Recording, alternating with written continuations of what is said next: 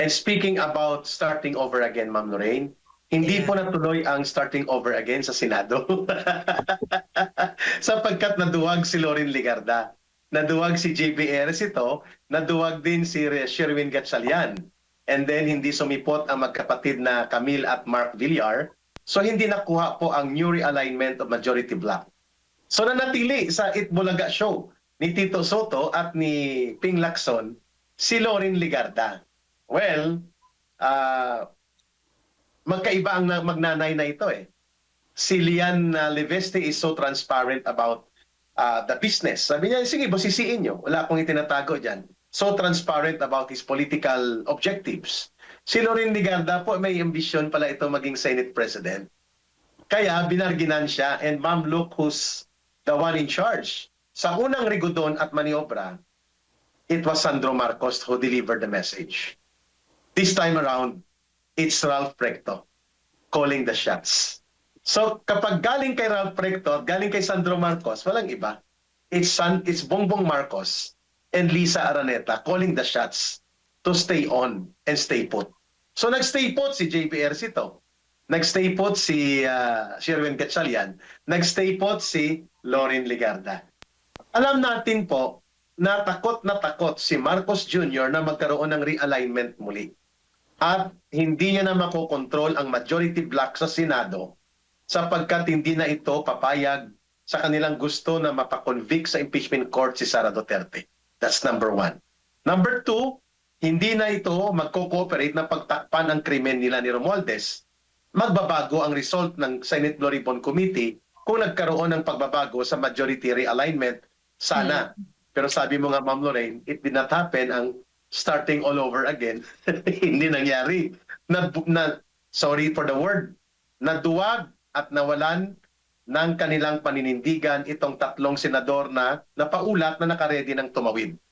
Gatchalian, JB Ejercito, and Lorin Ligarda, and yung dalawang magkapatid na nakinabang ng todo sa pagtitiwala ni Pangulong Rodrigo Duterte at ng administrasyon niya, nowhere to be found si Mark Villar at si Camille Villar. So alam natin ang dahilan. Iniipit po sila. Si Lorin Ligarda may ambisyon, ibinigay sa kanya, Ma'am Lorraine. Sige, hati kayo ni Tito Soto, but not hati. Towards the end of the term daw. As long as they maintain ng grupo nila, magiging Senate President siya. Yun pala, ma'am, it's not about the Senate presidency alone. It's about how the power dealings become so corrupt na nakita natin kahapon. It was a money over. At natiwangwang ang remaining minority bloc na kagaya po nila Senator Bongo, Senator Cayetano, Alan, and Senator Dante Marcoleta. Ma'am, your take on this rigodon na nag-failure at nakita natin ang isa lang palang kulay nila. When Malacanang lashes out, they toe the line. Ma'am Lorraine. Well, I feel nothing for it really because I don't really hinge my hope on politicians, no? For me, they're all the same. Magkakapareho lang yan, no? Lalo't lalo itong mga ito na the most rotten to me are the ones who kowtow to Bongbong Marcos because he's the worst ever. I mean, if you're gonna kowtow to somebody, pwede ba maghanap-hanap, mamili-mili ka naman ng maayos, di ba? Huwag naman yung drug addict at mandarambong na minus na yung tiwala ng taong bayan sa kanya, di ba? So, I think that all of this, no, these politicians, they're going to pay a price for all of that. Their lack of integrity, lack of courage, di ba? So, it's all the same. Parang this game, no? Kasi hindi kasi ako politiko, so I don't really give a shit about their games, you know? Parang wala akong and I think that I'm not invested in any of those games that they play because wala akong believe sa kanila. Wala akong tiwala sa kanila. Ang politiko lang na pinaniniwalaan ko ay mga Duterte. At hindi kasi tanga ako or obobs ako or didi shit ako. Hindi ko, hindi nakatrabaho ko at nakita ko yung husay, no? Ang husay tsaka yung integridad, no? So, mamimili na lang ako ng meron akong mararamdaman. Hindi ko sila pinapansin. Yeah. And right now, Mama, tama ka doon sa pinoint out mo. There is no single senator both in the minority-aligned bloc or in the majority-silent majority controlled by Marcos na nagsasalita na si Marcos ang mastermind. Only Kiko Barsaga and Leandro Leveste are pointing towards that direction. The rest are silent. Although si Congressman Igay Eresi, sinabi niya rin, bakit mo pinabayaan ang budget na ganituhin at salaulain? Pinipirmahan mo, ibig sabihin pumapayag ka. But the direct assertion that Marcos is the mastermind, you cannot hear that from any senator. Iniiwasan nila, Ma'am Lorraine, and I like the way you say it. Politikong politiko. Iwas pusoy, nagbabantay kung magde-develop bang people power kasi baka biglang mapuruhan ka. No! The Senate should be the last bastion to defend democracy and uphold integrity in government the way history has shown it. But right now, tama ka ma'am, ang Senado ay bulaga showbiz na puro pa mga lumang politiko ang nagkokontrol, pabalik-balik lang. So what do we expect from them dito sa laro ng Rigodon ng ang power sharing, ng realignment of blocks, kung hindi puro ito willing and dealing mula sa Malacanang ang kanilang sinusunod, Ma'am Lorraine? You know, yung high virtues, no, like courage, integrity, love for country, very, very noble virtues.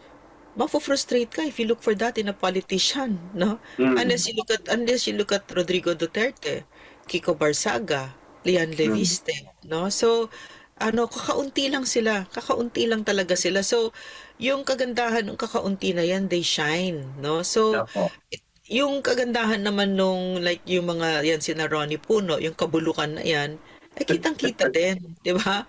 So sana yung dream ko sa Pilipinas ang magsa-step up if we can create a country where ordinary citizens, kasi na-experience ko kay PRRD, mga ordinaryong mamamayan lang naman kami.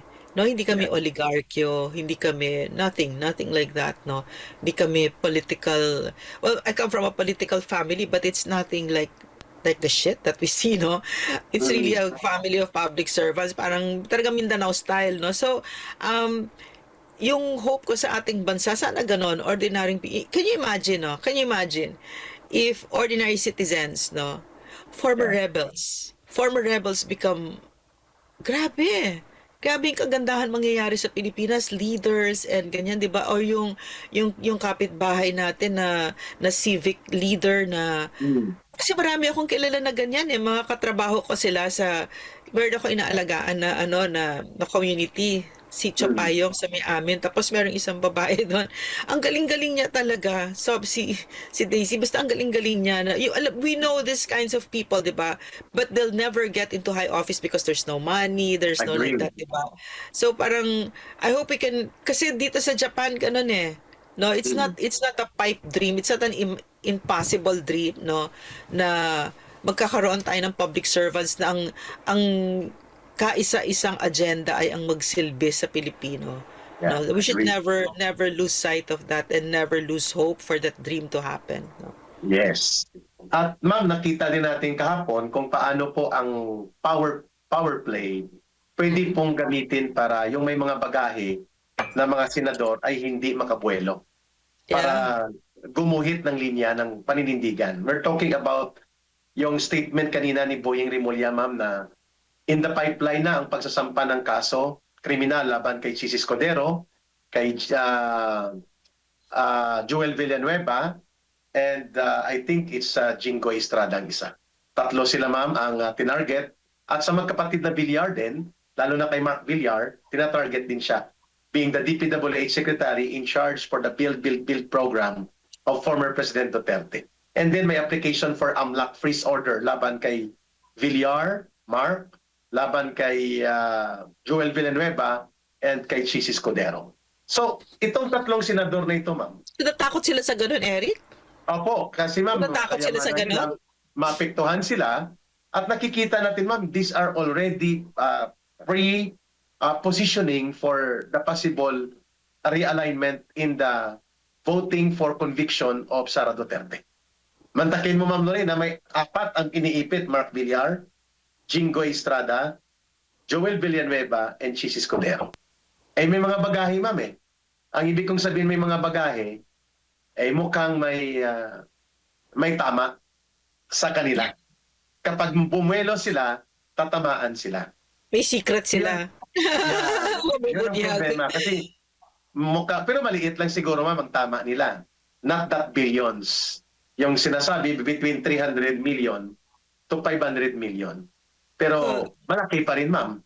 Pero kung ikukumpara so, sa pagnanakaw nila Marcos at Romualdez, yun. tiba talaga yung sindikato ni Marcos Yeah. at Romualdez. Pero mayroon din pong nagsasabi na sa mga like revelations ni Yusek Bernardo, revelations ni Henry Alcantara, na itong mga binabanggit na iniipit ngayon ng Malacanang for bargaining operations, for political swapping of favor, lalo na sa Sara Duterte case, and the maintenance of the majority in favor of Marcos, mukhang ito ang ginagamit, ma'am. How do you look at this guy? Sabi mo, natatakot sila? Of course, kung may tinatago ka, ma'am, medyo mag-aalangan ka. Your take on that? Wala naman akong paki sa kanila eh. Sana Mm. tamaan sila. Sana tamaan yung mga nagnanakaw no, sa taong bayan. Wala akong paki sa kanila. Honestly. Na-amuse lang ako na natatakot sila. Senator ka, tapos natatakot ka. Ako tayo nga, hindi nga tayo senator eh. Di ba? Kasi sa Hindi man akin, tayo no, nagnakaw. kung sa bagay, yeah. Pero Kaya yung wala silang natatakot balik ka, sa atin.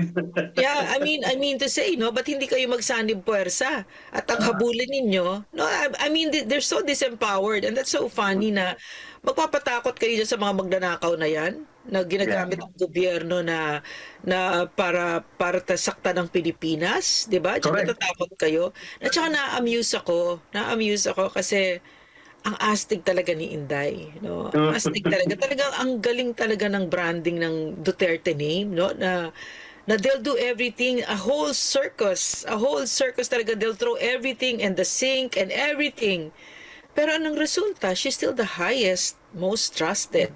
Tuloy-tuloy. Diba kasi nga, hina talaga mag-isip ng mga ito eh. Talagang binigay nyo kay Inday.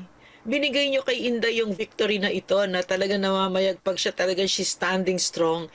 At dinala niyo pa yung tatay niya sa dahig. Mangkon, di ba naman kayo isa't kalahating bobo?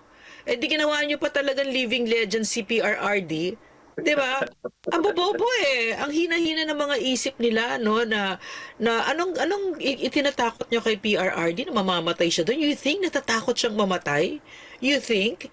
So hindi niyo talaga kilala. Wala kayong kapana-panalo dito sa katangahan na ginawa ninyo na dinala niyo si PRRD sa The Hague.